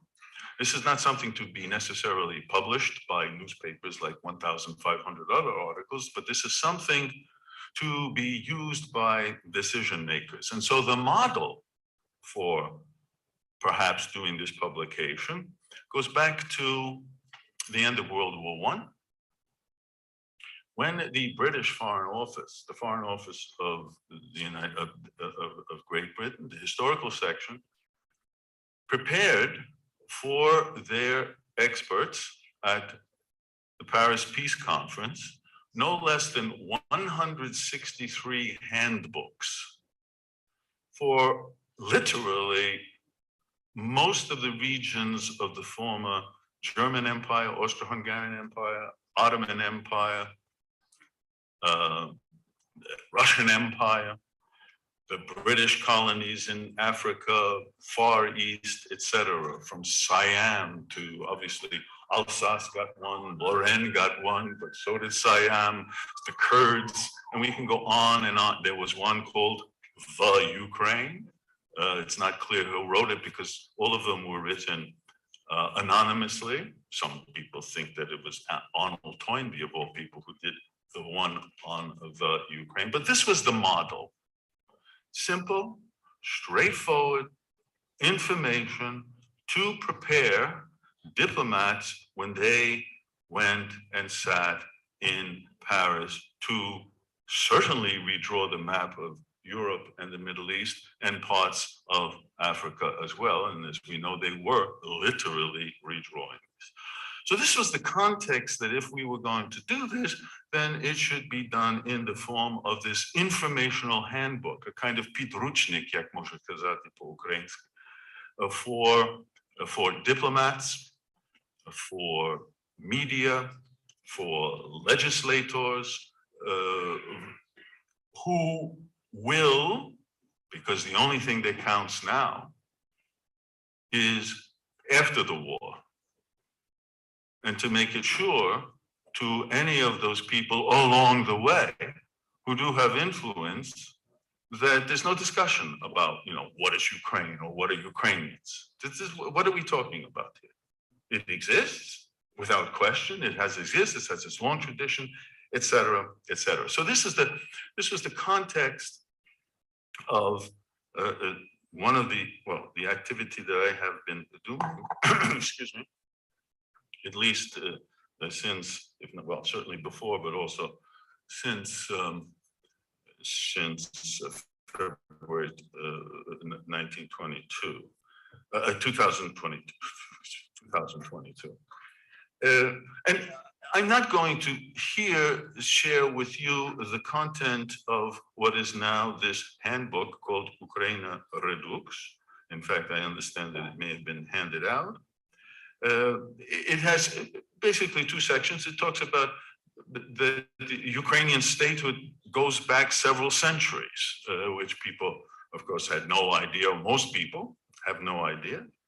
And then, of course, in the 20th century, we have the Ukrainian National Republic, the Ukrainian state, the Hetmanate, Soviet Ukraine, the first Soviet Ukraine, the West Ukrainian National Republic. And then, of course, after World War I, the actual existence of Soviet Ukraine from 1920 to 1923 as a subject of international relations. So this was also a state. Ukraine has had a state in one form or another, going back to the mid 17th century. It may seem obvious to some of you, maybe not even all of you sitting in the room, but it's totally unobvious and unknown to the outside world. And then the other element was, what is a Ukrainian? Does such a thing exist? And if people speak Russian and communicate in Russian, a good significant portion of Ukraine, how can these people be Ukrainian? Well, and they're all variants of Russians anyway. So that was the other thing that somehow needed to be explained to not only judges at the court, in the International Court of Justice, but to the vast majority of people who read newspapers, write articles, newsrooms, diplomats, etc., or those audiences, and most particularly legislators in countries like Britain and Germany and France, etc., who don't take Ukraine seriously, many of them, because they have no idea. With regard to Ukrainian identity, however, as I said, I'm not going to speak about statehood. Many of you know that already. But I'll just say a few words about the identity question, because here it was slightly something new. I have formulated a schema for understanding Ukrainian identity, and I will just want to share that with you for your reflection. And so one knows, if one looks at this situation, that Ukrainian identity is not only complex, by the way, many identities of stateless peoples in the world at any time was complex. So Ukraine is in no way unique, but we're talking about Ukraine. But on the one hand, it's complex and it's also evolving. So ethnic markers of Ukrainian identity, such as language and culture, have been overlaid in recent decades by a civic identity. And the civic identity both informs how ethnic Ukrainians think about the Ukrainian state, and it also allows residents of Ukraine who lack those markers to embrace their membership in that political community. The underlying thing is ethnic Ukrainians and non-ethnic Ukrainians who live within Ukraine. And so what I want to share with you here are kind of 4 types of national identities that I've organized according to either ethnic principles or civic principles. Ethnic principles or civic principles. And by the way, these, we have to also keep in mind, these identities are not necessarily discrete or mutually exclusive, and two or more of them may combine in the self-identity of any given citizen of Ukraine. But so let's say, here are the four. The first is an ethnic Ukrainian identity. Ethnic Ukrainian identity determined by the belief that a person is Ukrainian if he or she speaks the Ukrainian language, he or she identifies as a Ukrainian, believes in the idea of Ukraine as a viable national state. Now, before independence, this ethnic Ukrainianism was strongest among the inhabitants of Western Ukraine, in particular the historic regions of Galicia and Volhynia. But since independence in 1991, increasing numbers of young people throughout all parts of Ukraine, especially people born or largely acculturated in post-Soviet times, they have too embraced the ethnic approach to their quote-unquote national identity. Another in the category of ethnic identities is the ethnic Russian identity. The ethnic Russian identity. That identity applies to citizens whose ancestors were indeed ethnic Russians and who lived for generations or even centuries in Ukraine, mostly, though not exclusively, but mostly in the eastern and southern regions of the country. Not only is Russian their primary, often exclusive language of communication, but their cultural affinity, often expressed through adherence to the Moscow Patriarchate of the Orthodox Church, their cultural affinity, their cultural values related to Russia, of which either they or their forebears were a part, whether in the form of the Russian Empire or the Soviet Union. Now, the other category of civic identities. First one here is the Soviet civic identity. This refers to people often called Sovoks, who were born, raised, and educated anywhere in the Soviet Union. Their language of communication is Russian, which was the most prestigious language in that former state. And related to that, they looked down at Ukrainian as little more than peasant speech, not a language at all, and refused, often demonstratively, to speak Ukrainian despite language laws and guidelines adopted by the Ukrainian authorities, which they openly resent. These Soviet or Sovok types did have a nationality designation during the Soviet era in their identification documents, but it was, for the most part, a nominal identity. A nominal identity. This was because nationality, whether Russian or any other, was not considered important. Hence, association with the Soviet state and its cultural and political values, that was the main characteristic of Soviet civic identity. Now, in the absence of the Soviet Union, Ukraine's Sovoks, and there are still some, have looked to its successor, the Russian Federation, as their ancestral homeland, to which they again might one day belong politically. Sovoks are mostly of the older generation, today 50 years plus, and found throughout Ukraine, but mostly in the eastern and southern parts of the country, and in particular Crimea. Now, the last and the fourth of these is the Ukrainian civic identity.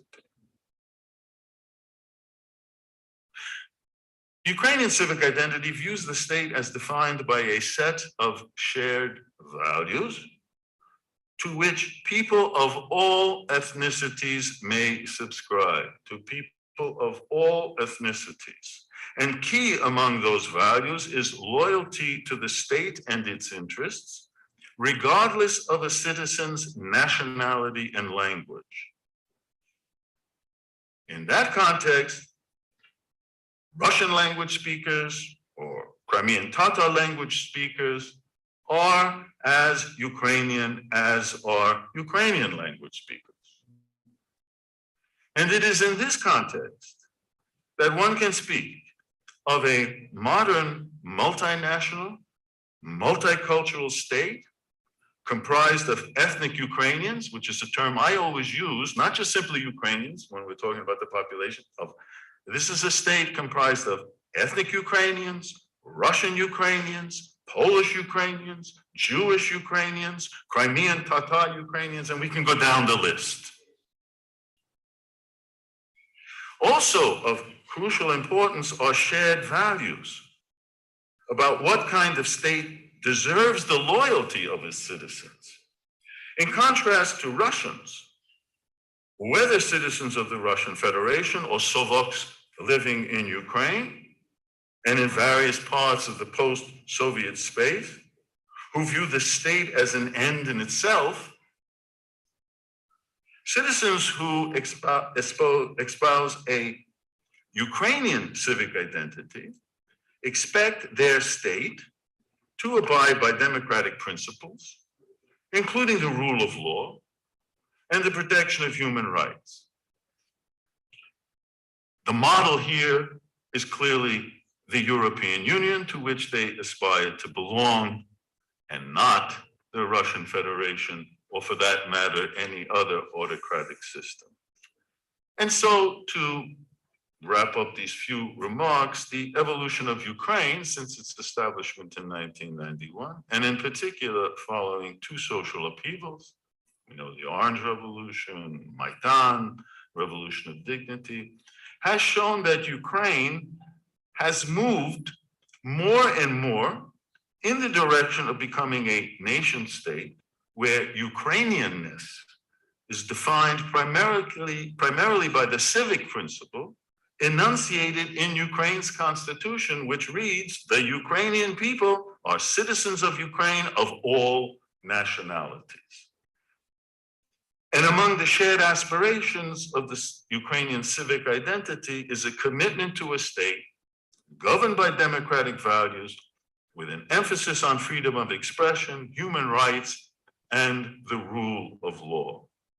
And the strength of the civic principle has been proven beyond all expectations by the reaction to the current Russian invasion, so-called Putin's war of 2022, during which citizens, Ukrainian citizens of all regions, of all nationalities, all gender, all languages have stood up, fought, and died and are dying to defend the state with which they fully identify Ukraine.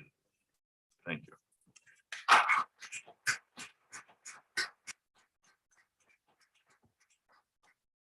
Thank you very much, Professor Magosci, for your very interesting presentation. Our final speaker is Mykola Posivnych, who will talk about the role of historians and historiography in shaping a sense of cohesion. Mykola. Дякую. Я би хотів свою доповідь так трошки зробити автобіографічною і бути одночасною предметом і об'єктом своєї доповіді, бо протягом 25 років ці всі питання, які ми зараз піднімаємо, я виростав з ними, і формування дошкільної лави, університетської, вони були дуже важливими, і важливими були ті люди, які нас направляли, які вчили і були прикладом роботи над формуванням цього спільного почуття минулого та сьогодення. Дякую доктору Заrycькому за таку цікаву формулювання теми, бо це дійсно є цікава тема, яка дає дуже гарний об'єкт для, зокрема, висвітлення теперішніх подій, які в Україні переросли в інформаційну війну. Починалися з інформаційної війни, а тепер перейшли в гарячу фазу війни. Ми, як бачимо, першим об'єктом для нападу нашого молодшого брата був наші герої, наша історія. Ми починаємо з 2000 року, є гарна така книжка, яка є в моїй бібліотеці, «Бандеризація України. Головна загроза для Росії». І там був і Тимошенко, Ющенко, Порошенко і інші молоді тодішні політики, і це вийшло на російській мові, і вони красномовно почалася битва за Донбас, битва за Крим, операція «Механічний апельсин» і так далі, і так далі. Тому це було першим таким артпідготовкою, масованим обстрілом, коли далі наступним кроком була Тузла. Тузла, яка показала реакцію українців, як що робити. Пізніше був Майдан помаранчевий, який був остаточним таким вироком, і який Путін прийняв рішення напасти на Україну, і фактично модернізація російської армії відбулася в цей час і тепер вилилася в війну. Тому чому почуття минулого і сьогодення дуже важливої в українській історії? Бо, як писав Шевченко, це є ланцюг мертвих, живих і ненароджених. У цьому форматі ми і працюємо, і працювали. Тому щодо формування минулого і сьогодення, це є дуже цікавий приклад, бо відразу шкільної лавки, коли ти починав займатися, я, зокрема, в Малій академії наук, де до нас приходили відомі професори, зокрема, Ярослав Ісаєвич, Ярослав Дашкевич, інші менші, більшого калібру історики, які молодих, юних академіків давали теми. Тут є мій колега Володимир В'ятрович, який не дасть брехати, як нам говорили, що якими темами займатися і як робити, і свідомо відраджували не займатися тими темами, якими зараз займаємося. Це на рівні учнів і студентів. З іншого боку, коли ти починав тим займатися, вам говорили, що ви займаєтеся політикою, що це не історія, це ви сугубо політикою займаєтеся. Тому ми маємо, як науковці і як публічні особи, виробити наукову і навчальні версії історії. І ми так перебуваємо в двох крайностях, що потрібно творити, зокрема, історію для науковців і масову шкільну для загалу, і щоб вони не перетиналися.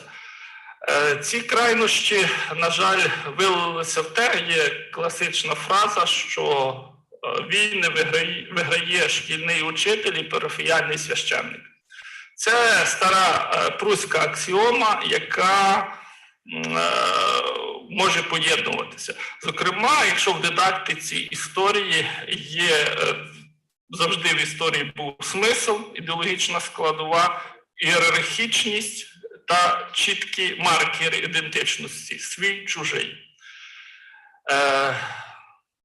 Якщо проаналізувати істориків, їхні біографії, їхні амбіції, то вони завжди мали амбіції керувати часом і історією. Тому є багато таких сталих виразів про визначення, які зараз дуже модно сучасні історики, але розуміння часу – це серйозна проблема, зокрема, сучасної української історії, що вони можуть зображувати істориків у одній ті самі події різними версіями. І нема такого осмислення себе з позицією вічності. Тобто вічність, в моєму розумінні, це і україноцентризм, і тяглість історичної традиції, що це зробив Грушевський в своїй статті «Звичайна схема руської історії». А вона була написана дуже просто, бо йому поставили лікарі недобрий діагноз, і він думав, що він помре. Ну так, якщо одним реченням говорити. І він таку революційну тезу на початку ХХ століття висунув, що більшість істориків тепер і тоді бояться завжди робити, бо вони, як завжди, ми маємо приклади Гоголя, Пушкіна, які були трубадурами імперії. І як і тоді, і тепер ти не отримаєш грант, державне замовлення, ти будеш непублічним, тебе ніхто не покличе на радіо, і ти просто будеш зайвим в цьому суспільстві. І тому оця повчальність історії і життя істориків є дуже важливим для процесів, які висвітлюються в історії. І це можна говорити через власний досвід, коли в кінці 90-х відомий професор Ярослав Дашкевич, ми готували разом з останнім командиром УПА Василем Куком збірник до акту 30 червня, і він, як молодого і перспективного, запросив до професора, щоб пізніше він знову опікувався. І Дашкевич тоді дуже цікаво сказав річ, що так зміряв мене, він був такий аристократ в прямому і переносному сенсі, і я так побачив і казав, чи ви готові бути завжди бідним? Я не зрозумів фразу, чи він питав, чи я хочу в аспірантуру, яку дисертацію писати, але його таке питання було, чи ви готові бути бідним і завжди бути тим Дон Кіхотом, як Сервантес писав. Йти на вітряк, воювати з уявними спільнотами і йти проти течії. Не за течією, а проти течії. Тому, якщо ви готові до такого, то я з вами буду працювати. І Кук, як практична людина, сказав, та що ви, пане професоре, страшите маленьких академіків, після таких бесід ви ніколи не будете мати нормальних учнів. Але Дашкевич знав, про що він говорить, і що він знав, маючи власний досвід. І тому українська історія дуже зосереджена на історіях окремих подій. І ми взагалі не говоримо про історію структур і взагалі мовчимо за зв'язок між подіями і цими структурами. Проблема полягає не в тому досвіду, який мають історики і викладають цю історію, а в тому, що їхній досвід не співвідноситься з очікуваннями. Очікування суспільства, влади, бізнесу, який замовляє. І ті книжки, які ми пишемо, вони не завжди продаються. Тобто ми в Україні майже завжди історики пишуть для істориків, і тираж книжки 50-150 примірників – це мегатираж. І ми купуємо один в одного книжки, підтримуємо або таким корпоративним інтересом. Нині я видаю книжку, ми всі скидаємося і публікуємо книжки. Завтра буде Заryckyj публікувати, ми Заrycькому кинемо. Своєї мізерної зарплати, яка гуманітарна сфера взагалі в Україні була на маргінесі, її дали на відкуп будь-кому. Тому історія, починаючи від Геродота, завжди була інструментом великої політики. Тому, коли мені говорили, що ти, досліджуючи цю історію, займаєшся політикою, я говорив, я не хочу займатися політикою, я хочу займатися історією.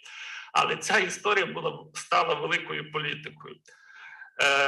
Тому, якщо дивитися на цей контекст історика, який є фахівцем, науковцем, а з іншого боку, є приклад історика, який є владою або політиком стає. І це дуже цікаво ми бачимо, коли в умовах квазідемократії суспільний резонанс отримують ці історичні теорії, які пропагують різні ізми, лібералізм, консерватизм, демократизм, націоналізм і так далі, гендерні студії чи інші. І оце інформаційне поле завжди історики робили для політичних режимів певне тло. Це ми бачимо і за Кучми, і за Ющенка, за Януковича, особливо за Порошенка. І до Медведчука всі майже глави адміністрації в президентів були істориками. Литвин, Білоблоцький, багато ми можемо бачити, і наших істориків, які є зараз в владі, і один із нас тут теж присутній. Тому історик завжди залежний від влади, і в будь-якому випадку він працює в тіні влади. Як теперішній, як її апологет, і як майбутній критик теперішньої влади. Історик працює на владу і підтримує в суспільстві цей оптимізм щодо влади або тієї, яка може бути, і ми це яскраво бачимо на цих процесах, які відбуваються тепер. І для історика є така ілюзія, що він може створити кращу владу в майбутньому. І йому подобається змінювати світ, і ми, побачивши будь-які тексти теперішні, особливо теперішня книжка, дуже розрекламована професора Грицака, і тут Володимира В'ятровича, це є дві таких кухні істориків, які показують думання і інтерпретації історика, який вихований в Радянському Союзі, і нових, які виховані в незалежній Україні. Тому дуже важливим ще є інструмент, який аналізує сучасну гуманітарну політику, відношення історик-влада. І ще краще, коли історик стає чиновником і утримує владу, що він робить. Ми маємо приклад від Грушевського, який був феноменальним істориком, але політиком, м'яко кажучи, м'яко кажучи. Тому ми маємо інші приклади сучасних політиків, чи Литвина, чи Табачника, чи наших віце-прем'єрів, які мали гуманітарний блок. Дуже багато істориків. Це було пов'язано з тим, що історичний факультет завжди був елітним за Радянського Союзу, і ця була професія іншою. Тому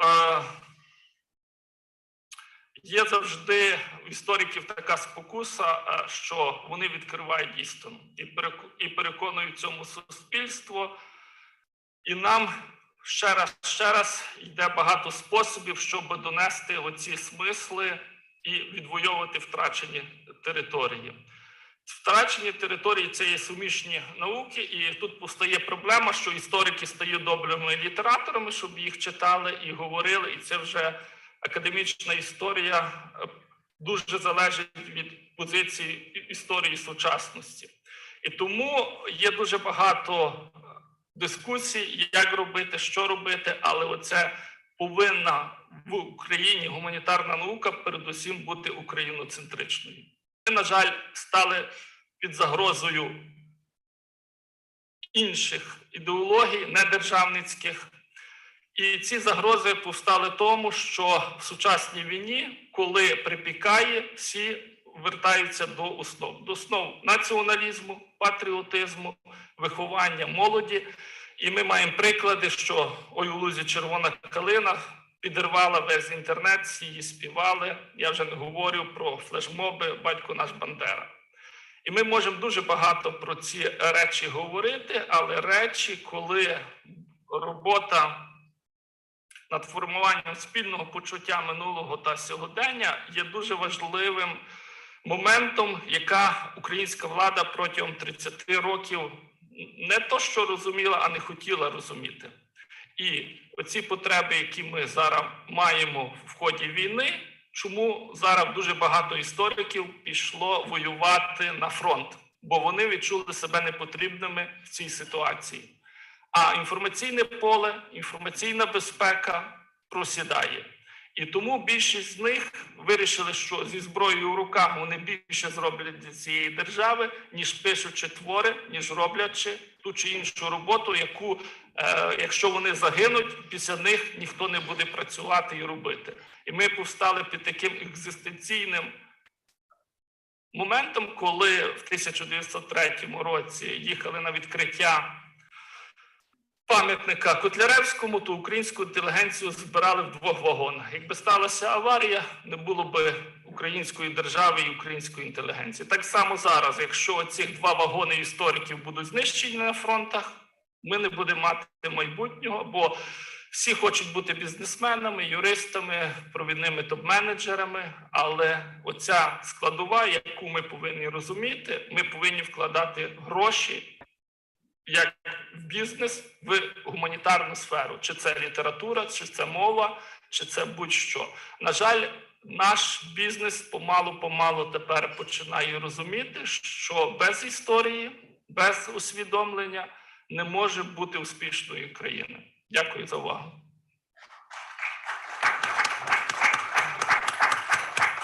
Thank you very much, Mykola. Unfortunately, we're running about 5 minutes, 6 minutes over already, so I'll just permit myself one really quick question, if I might, to Yaryna, please.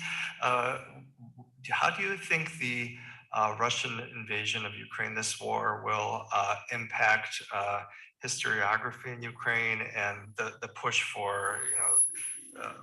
more interest in history and building this common identity and framework in Ukraine?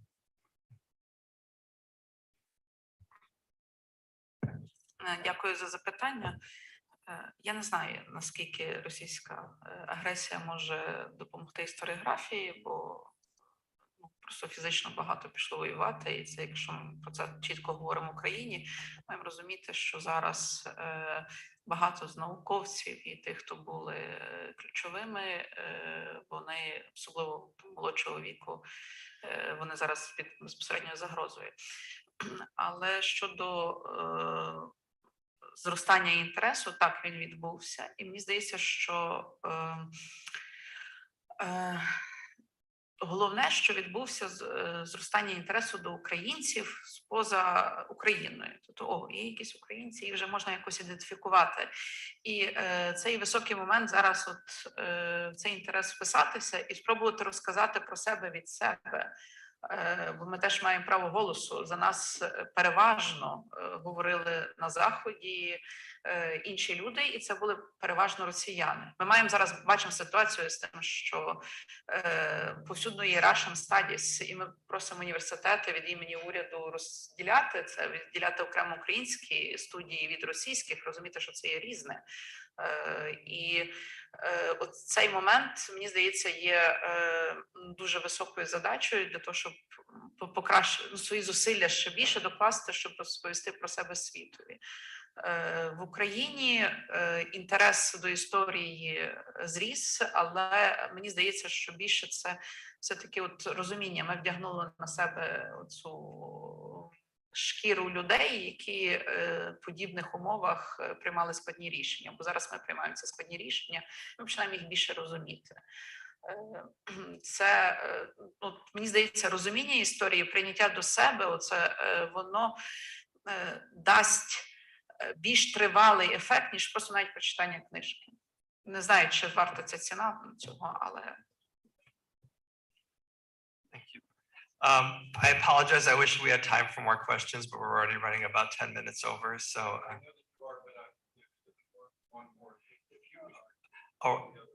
okay, please, Professor Magosci. Okay, let's take a question from George, and then Professor Magosci will answer George's question and his other comment. And I'd like to hear about that. What you asked. It's for Professor Magosci. There are varying references here in the States about the war, the Russian war on Ukraine. Some refer to it as a Russo-Ukraine war, some as Putin's war on Ukraine. In the context of your 4 identities, the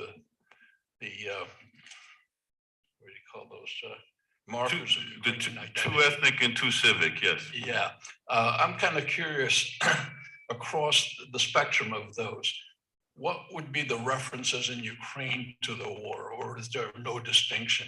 They're more likely to talk about Putin's war or Russian war on Ukraine.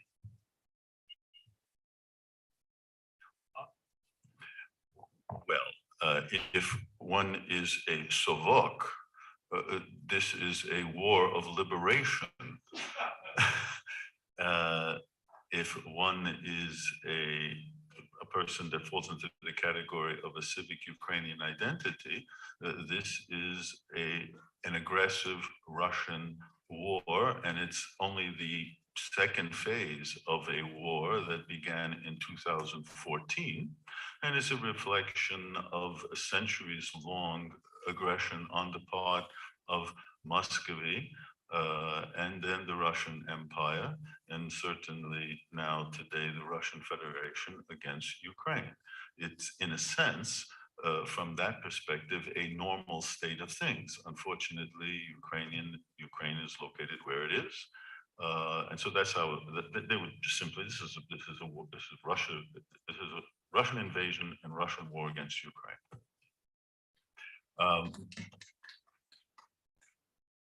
My comment here, that if I may, on the response that you gave, I think there's something very important here. We can talk about the crisis of the historical profession.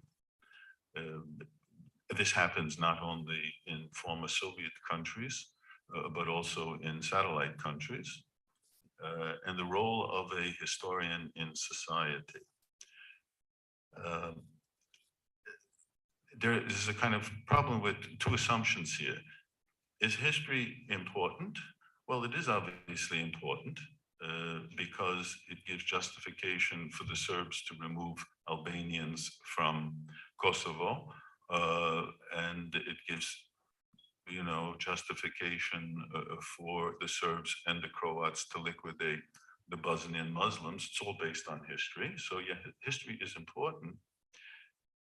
But at one level, when one says, well, look, we just write for ourselves, we just talk to ourselves, we publish books in 50 copies, no one reads them other than ourselves, all of this is correct.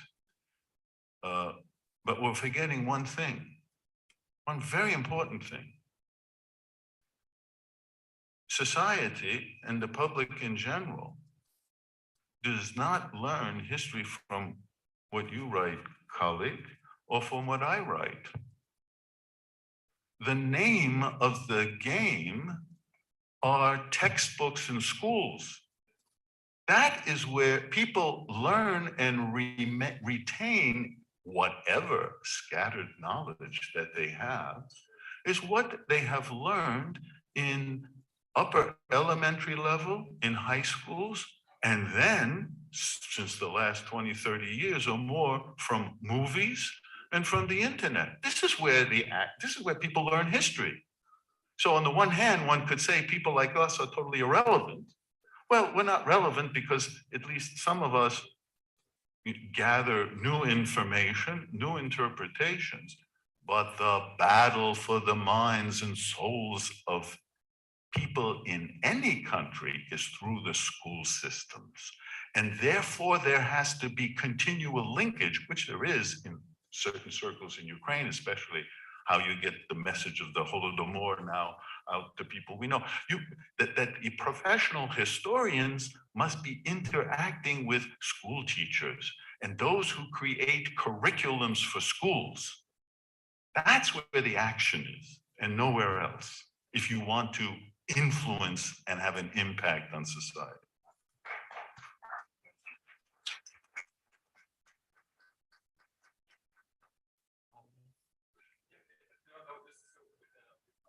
Okay, we have more time. Great, thank you.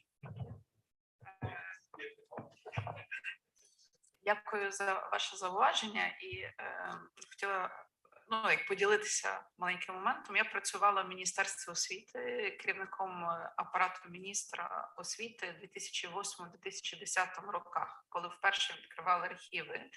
І ми на підставі того, що відкривали архіви і змінилася історіографія, змінювали навчальні програми. І це було таке поле битви з шкільними вчителями, з істориками.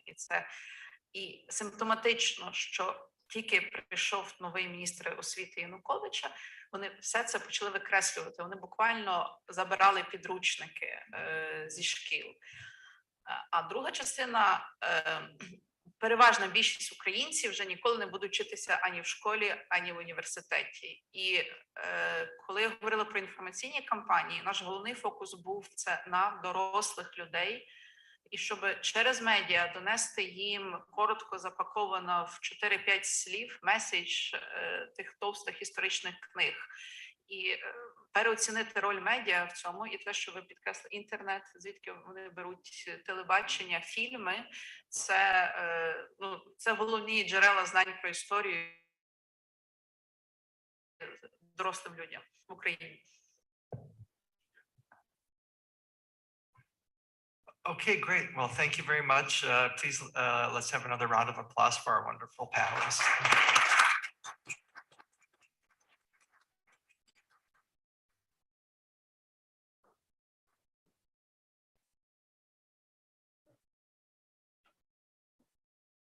Adrian, thank you. And what a wonderful first panel. In fact, everybody did exactly what was the assignment. Thank you, Dr. Magosci.